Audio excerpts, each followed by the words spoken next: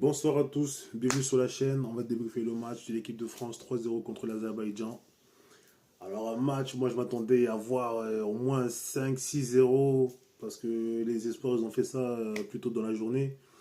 Mais voilà, il y a quand même eu un 3-0. Première mi-temps, je trouve que voilà, le contenu est pas ouf en première mi-temps parce qu'on a beaucoup de possession mais elle est stérile.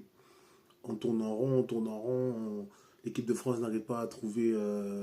Ils trouvent les joueurs dans la surface, mais ils n'arrivent pas à trouver le moment pour finir l'action. Je trouvais que c'était pas ouf. J'étais un peu déçu de la première mi-temps, notamment des joueurs comme Hugo Ekitike qui devaient beaucoup se montrer parce que voilà, première titularisation. Alors, sur le schéma, j'ai entendu avant le match qu'il y a un 4-3-3. En fait, dans le schéma de jeu, c'était un 4-4-2 à l'ancienne, hein. Mbappé en pointe avec Ekitike.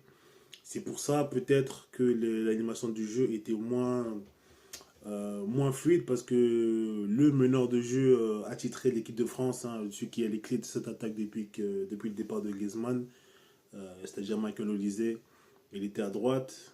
Ok, il joue Bayern à droite, mais l'équipe de France, c'est pas la même chose. Donc, sur les derniers matchs, on l'a vu dans le cœur du jeu. Les ballons passaient par lui, beaucoup de combinaisons. Là, c'était pas le cas ce soir, mais aussi il y avait un bloc, un bus. Ils ont fait venir tout le monde de voilà, l'Azerbaïdjan en défense. Ils ont joué avec leurs armes. Ils n'avaient pas beaucoup d'armes. C'est compliqué pour eux, ce genre d'équipe, parce qu'on s'attend à des gros matchs. Mais en fait, ils font que défendre tout le match. Ils font que défendre tout le match. Je vous ai mis les stats, juste là. Les stats de ce match en défense. J'y voyais beaucoup plus agressif que ça. Normalement, une équipe comme ça, pour un match dit pour la Coupe du Monde, je ne connais pas le classement. Je ne connais pas le classement dans les groupes, de quelle poule ils sont, etc. Mais un match comme ça, une équipe qui est défensive, doit être beaucoup plus agressive, doit faire peur à l'équipe de France, une équipe voilà, dangereuse comme ça. Doit se dire qu'en contre-attaque, on craint des surprises et tout. Donc l'équipe de France a joué PPR, on passe, on change de côté, on slide, on décale, on décale, on décale. Tranquille, un match, voilà. Les points positifs dans ce match, il y a des bons. Déjà que dire, là je me perds parce que l'entrée de Tovin, franchement, je ne m'attendais pas du tout, hein. Déjà qu'il soit rappelé en équipe de France, déjà qu'il revienne jouer en France, je me suis dit peut-être, il y a beaucoup de joueurs qui font ça.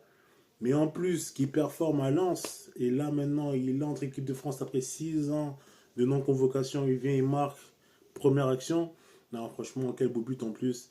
Tovin, il faut respecter sa carrière, je trouve. Il faut vraiment respecter sa carrière parce que au début, on est là, les supporters lillois lui en voulaient parce qu'il a signé bref, beaucoup de quiproquos dans certains clubs.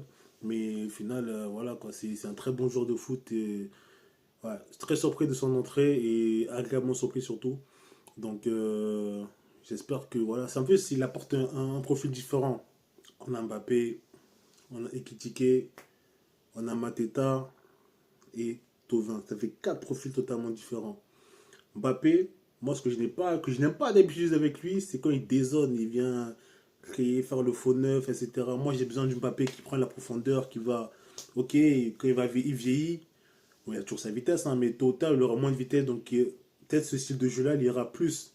Mais pour l'instant, moi, j'ai besoin d'avoir un Mbappé percutant, comme Kingsley Coman. Kingsley Coman, c'est un de mes tops de ce match. Parce que, merci Coman déjà, merci Coman, parce que j'adore voir ça.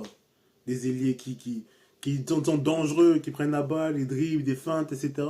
Moi, j'aime bien, j'aime bien. Beaucoup de déchets, mais bon, c'est compliqué quand tu joues contre 12 défenseurs. Euh, voilà. Mais Coman a fait des différences. Dommage, il n'a pas beaucoup de réussite dans les centres ou dans les frappes ce soir. Mais voilà, quoi, je tiens à dire, voilà. Tovin, super entrée. Coman et bien sûr Mbappé. Aujourd'hui, c'était Mbappé tard. Je mets les stats de son match. Il a tiré 10 fois. Il a tiré de n'importe où sous le terrain. Première minute, même pas la première minute, 30 premières secondes, il a fait marquer déjà. Je me suis dit, oh, ce match il commence avec vivacité. Je me suis dit, là, ça va aller. Il y aura au moins un 6-0, déjà 2-3-0 à la mi-temps et tout. Après, ça s'est calmé. L'Azerbaïdjan, ils ont eu chaud, ils ont redescendu le bloc. Donc voilà, voilà, Tovin fait vraiment partie de cette nouvelle dimension, euh, si ce nouveau système de finisher starter. Voilà, comme j'ai dit, il y a plusieurs profils. Il y a les starters, les mecs comme Mbappé, voilà, qui vont montrer tout ça. Et les finishers, les mecs comme Thauvin qui apportent un profil différent. Quand tu te coaches Mbappé tout le temps, et tu finis avec Thauvin, qui est tout aussi dangereux. Hein. Thauvin, il est technique, il est capable d'éliminer des joueurs. Mais là, voilà, quoi, c'est pas la même il prend pas la profondeur, il vieillit, Thauvin, il joue plus dans l'axe maintenant, avant il était sur le côté. Donc voilà. Mais bref, on a vu des bonnes choses. Magnès Atliouche, j'ai commencé à me dire, ah, ce soir, là, il est en feu, après, ah, ça s'est calmé. C'est pour ça que j'en veux un peu.